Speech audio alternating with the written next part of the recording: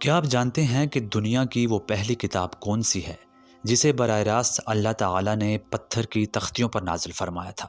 ایک ایسی کتاب جس کا ذکر قرآن مجید میں 18 مرتبہ آیا ہے اور جس کے معجزات آج بھی عقل کو دنگ کر دیتے ہیں۔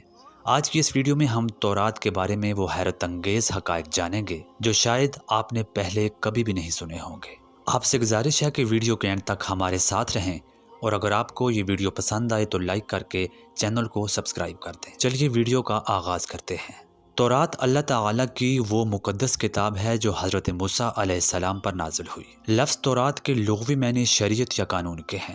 یہ کتاب بنی اسرائیل کی ہدایت کے لیے اتاری گئی تھی۔ اسلامی عقیدے کے مطابق یہ 4 بڑی آسمانی کتابوں میں سے پہلی کتاب ہے۔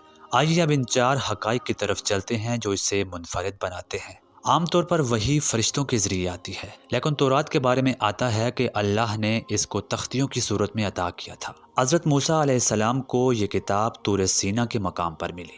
تورات اصل میں عبرانی زبان میں نازل ہوئی تھی۔ یہ اس وقت کی قدیم ترین اور مقدس زبان سمجھی جاتی تھی۔ تورات کا سب سے اہم حصہ 10 احکامات ہیں۔ ان میں توحید، والدین کی اطاعت اور قتل و غارت سے بچنے کی تاکید کی گئی ہے۔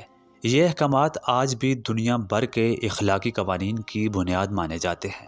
قرآن مجید بھی تورات کی تصدیق کرتا ہے اور اسے ہدایت اور نور کا نام دیتا ہے۔ تاہم وقت گزرنے کے ساتھ انسانوں نے اس کے اصلی متن میں تبدیلیاں کر دی۔ تورات میں حضرت محمد مصطفیٰ صلی اللہ علیہ وآلہ وسلم کی آمد کی بشارتیں بھی موجود تھیں، جنہیں بعد میں آنے والے لوگوں نے چھپانے کی کوشش بھی کی۔ تورات کی تاریخ ہمیں بتاتی ہے کہ اللہ نے ہر دور میں انسانوں کی رہنمائی کی ہے۔ اگر آپ کو یہ معلومات اچھی لگی ہوں تو ویڈیو کو ضرور لائک کیجیے گا۔ ملتے ہیں آپ سے اگلی ویڈیو میں کسی نئے موضوع کے ساتھ۔ تب تک کے لیے اللہ نگہبان۔